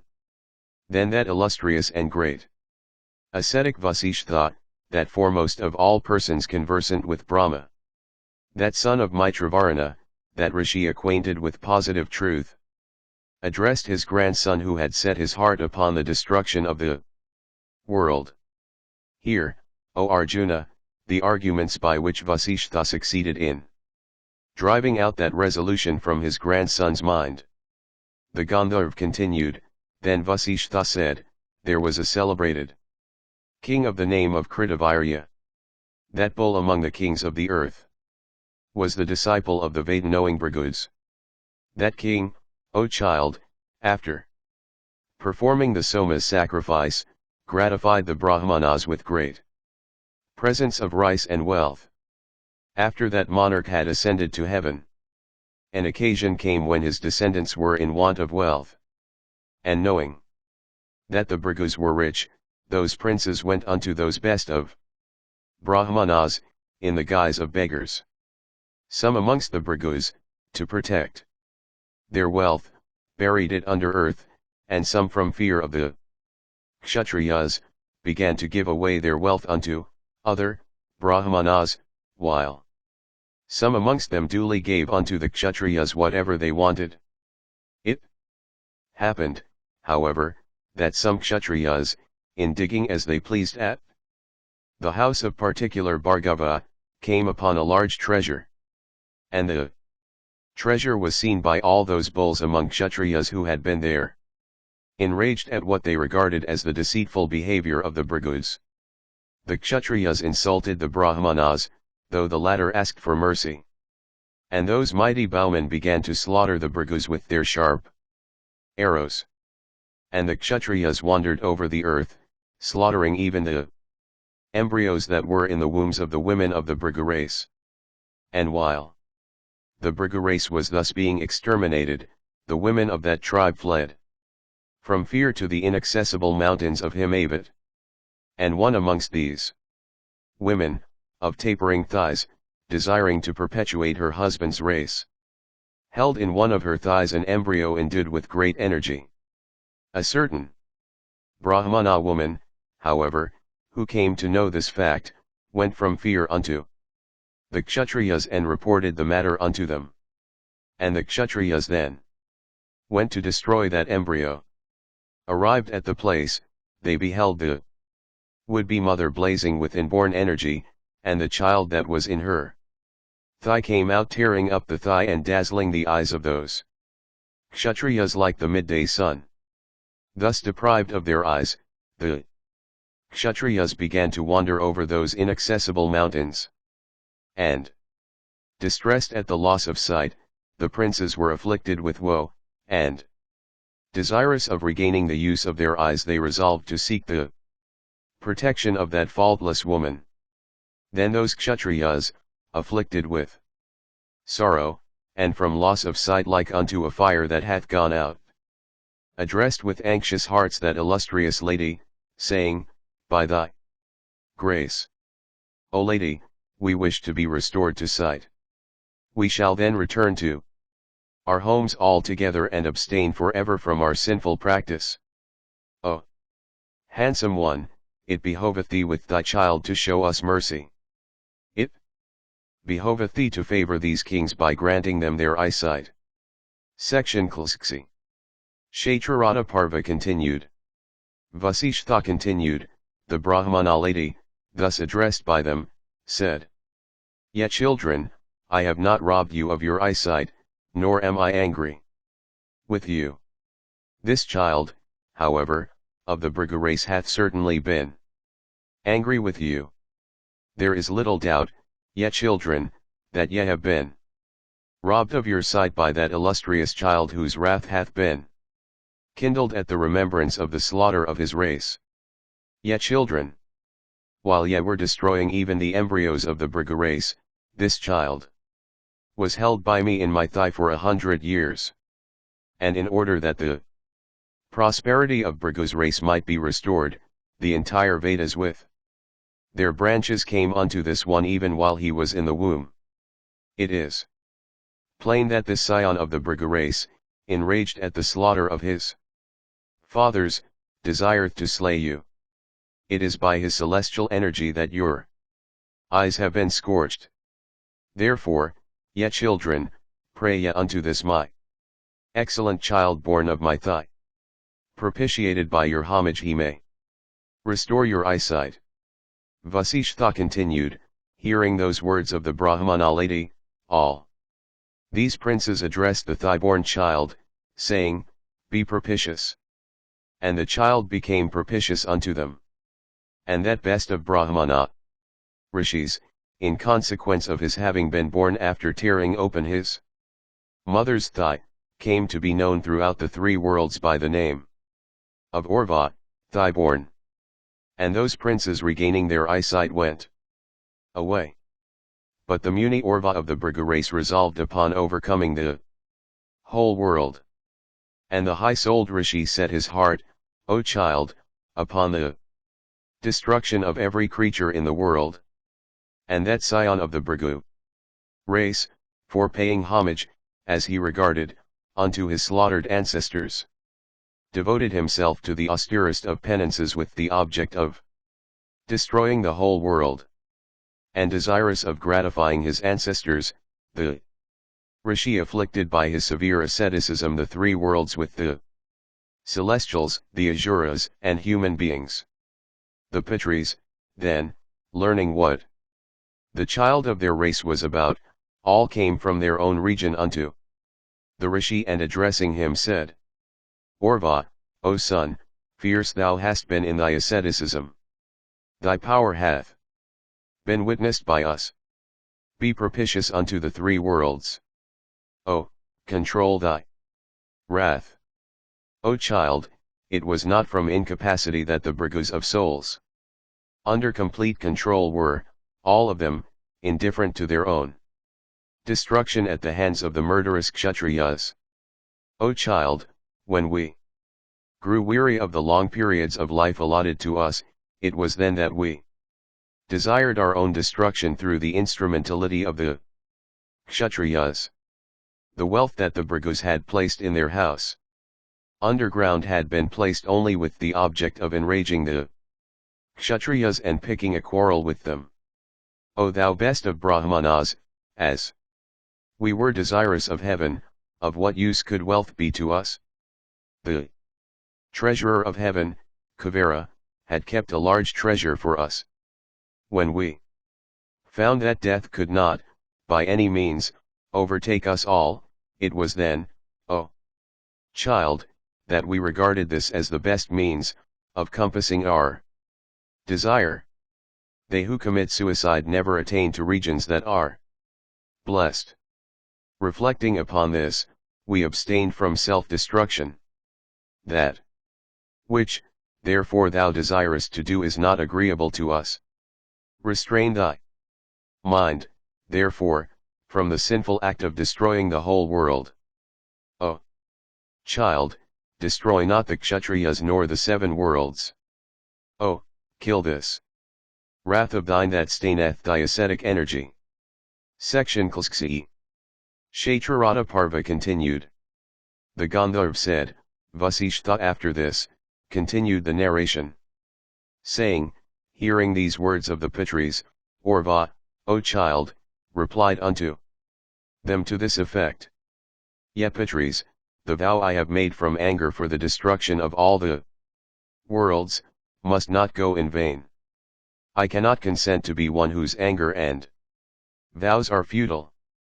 Like fire consuming dry woods, this rage of mine will certainly consume me if I do not accomplish my vow. The man that represseth his wrath that hath been excited by adequate cause, bekometh, incapable of duly compassing the three ends of life, viz., religion, profit and pleasure. The wrath that kings desirous of subjugating the whole earth exhibit, is not without its uses. It serveth to restrain the wicked and to protect the honest. While lying unborn within my mother's thigh, I heard the doleful cries of my mother and other women of the Bhrigu race who were then being exterminated by the Kshatriyas. Yet, Pitris, when those wretches of Kshatriyas began to exterminate the Bhrigus together with unborn children of their race, it was then that wrath filled my soul. My mother and the other women of our race, each in an advanced state of pregnancy, and my father, while terribly alarmed, found not in all the worlds a single protector. Then when the Bhrigu women found not a single protector, my mother held me in one of her thighs. If there be a punisher of crimes in the worlds, no one in all the worlds would dare commit a crime, if he findeth not a punisher. The number of sinners becometh large. The man who having the power to prevent or punish sin doth not do so, knowing that a sin hath been committed, is himself defiled by that sin. When kings and others, capable of protecting my fathers, protect them not, postponing that duty, preferring the pleasures of life, I have just cause to be enraged with them. I am the Lord of the creation, capable of punishing its iniquity. I am incapable of obeying your command, capable of punishing this crime, if I abstain from so doing, men will once more have to undergo a similar persecution. The fire of my wrath too, that is ready to consume the worlds, if repressed, will certainly consume by its own energy my own self. Yet, masters, I know that ye ever seek the good of the worlds, direct me therefore, as to what may benefit both myself and the worlds. Vasishtha continued, the Pitris replied saying, O, throw this fire that is born of thy wrath and that desireth to consume the worlds, into the waters. That will do thee good. The worlds, indeed, are all dependent on water, as their elementary cause. Every juicy substance containeth water, indeed the whole universe is made of water. Therefore, O thou best of Brahmanas, cast thou this fire of thy wrath into the waters. If, therefore, thou desirest it, O Brahmana, let this fire born of thy wrath abide in the great ocean, consuming the waters thereof, for it hath been said that the worlds are made of water. In this way, O thou sinless one, thy word will be rendered true, and the worlds with the gods will not be destroyed. Vasishtha continued, then, O child, Orva cast the fire of his wrath into the abode of Varuna. And that fire which consumeth the waters of the great ocean, became like unto a large horse's head, which persons conversant with the Vedas call by the name of Vadavamukha. And emitting itself from that mouth, it consumeth the waters of the mighty ocean. Blessed be thou. It behoveth not thee, therefore, to destroy the worlds. O thou Parasra, who art acquainted with the higher regions, thou foremost of wise men. Section Klskseeth. Kshetrarata Parva continued. The Gandharv continued, the Brahmana sage, Parasra, thus addressed by the illustrious Vasishtha, restrained his wrath from destroying the worlds. but the Rishi Parasra endued with great energy the son of Saktri, the foremost of all persons acquainted with the Vedas, performed a grand Rakshasa sacrifice. And remembering the slaughter of his father Saktri, the great Muni began to consume the Rakshasas, young and old, in the sacrifice he performed. And Vasishtha did not restrain him from this slaughter of the Rakshasa, from the determination of not obstructing this second vow of his grandson. And in that sacrifice the great Muni Parasra sat before 3 blazing fires, himself like unto a 4th fire. And the son of Saktri, like the sun just emerging from the clouds, illuminated the whole firmament by that stainless sacrifice of his, into which large were the libations poured of clarified butter. Then Vasishtha and the other rishis regarded that Muni blazing with his own energy as if he were the second sun. Then the great Rishi Atri of liberal soul, desirous of ending that sacrifice, an achievement highly difficult for others, came to that place. And there also came, O thou slayer of all foes, Pulasatya and Pulaha, and Kratu, the performer of many great sacrifices, all influenced by the desire of saving the Rakshasas. And, O thou bull of the Bharata race, Pulasatya then, seeing that many Rakshasas had already been slain, told these words unto Parasra, that oppressor of all enemies: there is no obstruction, I hope, to this sacrifice of thine, O child. Takest thou any pleasure, O child, in this slaughter of even all those innocent Rakshasas that know nothing of thy father's death? It behoveth thee not to destroy any creatures thus. This, O child, is not the occupation of a Brahmana devoted to asceticism. Peace is the highest virtue. Therefore, O Parasra, establish thou peace. How hast thou, O Parasra, being so superior, engaged thyself in such a sinful practice? It behoveth not thee to transgress against Saktri himself, who was well acquainted with all rules of morality.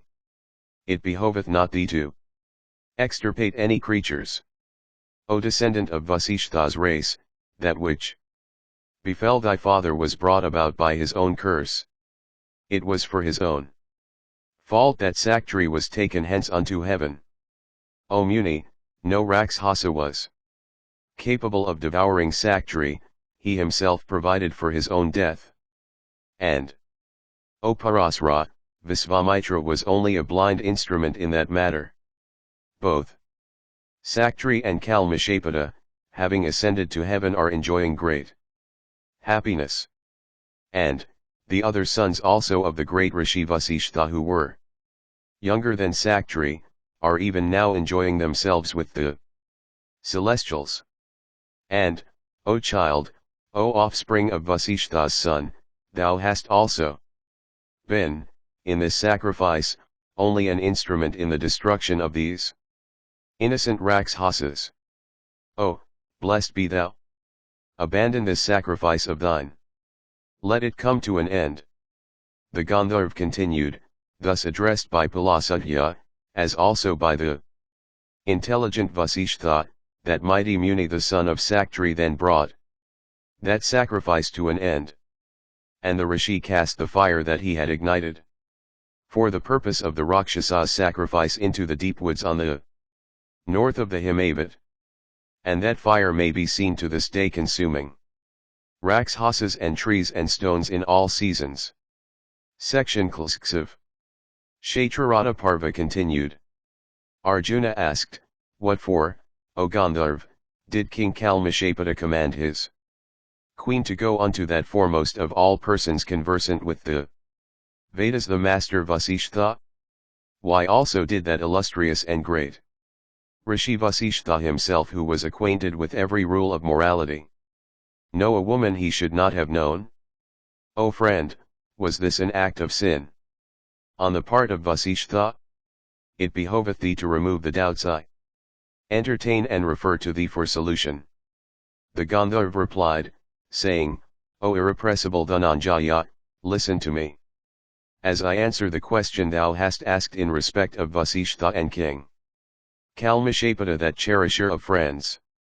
O thou best of the Bharatas, I have told thee all about the curse of King Kalmashapata by Saktri, the illustrious son of Vasishtha, brought under the influence of the curse.